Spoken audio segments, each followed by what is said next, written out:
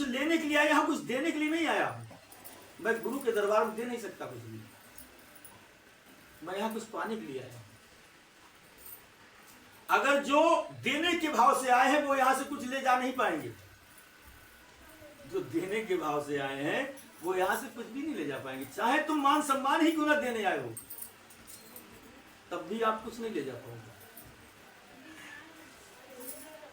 आप लेने के अगर भाव से आए हो दाता के द्वार पर, तो आपको सब कुछ मिल जाएगा। लेकिन उसके लिए उसके नियमों को निभाना पड़ेगा, उसके मार्गों को अपनाना पड़ेगा, तब मिल पाएगा हमारे लिए। और वो नियम यही है कि जो तुमने अपने हृदय में बगीचा लगा रखा है संसार का, इसको नष्ट करो। ये बहुत भारी हो गया है, आपको सुनाई नहीं देता है, आपको दिखाई नहीं देता है। आपको जहां जाना चाहिए था आप वहां नहीं जा रहे हो, आप वहां जा रहे हो जहां आपको जाना नहीं था। आप उस चीज को पाने में लगे हुए हो जिस चीज को आपको पाना नहीं था, आप उस चीज को पाने में लगे हुए हो। आप वो काम कर रहे हो जो आपको करना ही नहीं था। आप अपना राज वहां बता रहे हो, आप अपना समर्पण वहां कर रहे हो, वहां अपना सब कुछ लुटा रहे हो जहां से आपको बचना था। आज कान खोल करके सुन ले, सिखों में गुरुद्वारा होता है, सिख संप्रदाय में केवल गुरुद्वारा होता है। वहां ना किसी देवी का मंदिर होता है, ना किसी देवता का मंदिर होता है, ना वहां किसी भगवान का मंदिर होता है। सिख संप्रदाय में तुमने किसी भगवान के मंदिर देखे? किसी ने देखे? वहां उठा करके बताए। सिख संप्रदाय में किसी देवी देवता के मंदिर देखे आपने? कोई दूसरा नियम संयम देखा?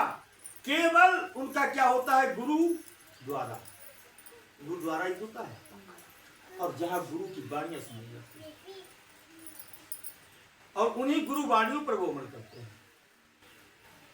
विचार करके देखो, उनका केवल एक गुरुद्वारा है। क्या सिख संप्रदाय हमारे आपके समान से बढ़िया जीवन नहीं व्यतीत कर रहे?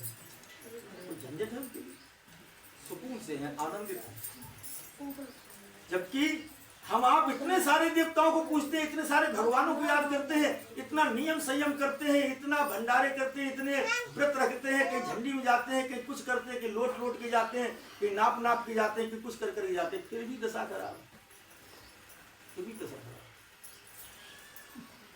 हकीकत बात है कि गुरुद्वारा ही एक सच्चा द्वारा है, गुरु भक्ति ही एक सच्ची भक्ति है। इसलिए अपने हृदय में जितने तुमने भगवान पैदा कर रखे हैं, कौन से भगवान? कौन से भगवान पैदा कर रखे हैं? जो जानने में आते, मानने में आते, जो हमारे जनाए जनते हैं, हमारे मनाए मनते हैं, उनकी खुद की औकात कुछ भी नहीं। जितने भी देवता हैं, उन सारे देवताओं को, जितने भी नियम संयम के बंधन में आप जकड़ गए हो, सारे नियम संयम को आग लगा करके भस्म कर दो। अगर वास्तविक आपको बहुत जल्दी अपने मानव जीवन के लक्ष्य को प्राप्त करना, और मैं दावे से कहता हूं, आपको धनवान बनना है, आपको स्वस्थ बनना है, आपको विद्वान बनना है, आपको भगवान को अभी अभी प्राप्त करना है, तो आप अपना खेत खाली करो। एक बार खेत बनाओ, बढ़िया अपना खेत बनाओ, उसमें फसल बढ़िया करके करोगी। क्योंकि आपके इस मन ने जितनी जितनी संगत की है संसार की ना, उन सारी संगतों के विचारों के बीज ला करके इसने हृदय रूपी बीज खेत में बो दिए हैं, और वो हृदय में नाना प्रकार की फसल पैदा हो गई।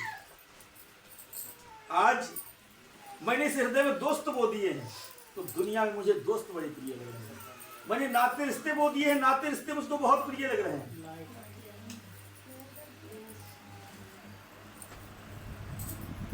बड़े सोचने समझने की बात है। सन 2035 तक मामला बहुत कुछ निपट जाएगा, और बड़ी तेजी से सब कुछ होगा। तो बहुत जल्दी कदम बढ़ाएं, और इस हृदय रूपी खेत में ऐसे बीज बोएं कि आपके जीवन में आनंद भर जाए, आपके जीवन में शांति भर जाए, आपके जीवन में वो बड़ी बड़ी खुशियां भर जाएं जिनके लिए दुनिया पागल बनी घूम रही है। जो भी प्राप्त करना चाहो आपको प्राप्त हो जाएगा। यही पॉइंट मैंने रात साधना शिविर लगा करके समझाया था। और शायद जिन जिन लोगों ने इसमें भाग लिया है वो परम सौभाग्यशाली हैं, उन्होंने इस पॉइंट को छुआ है और इस गति को प्राप्त भी किया है, और उन्हें वो सारे सटीक तरीके बताए हैं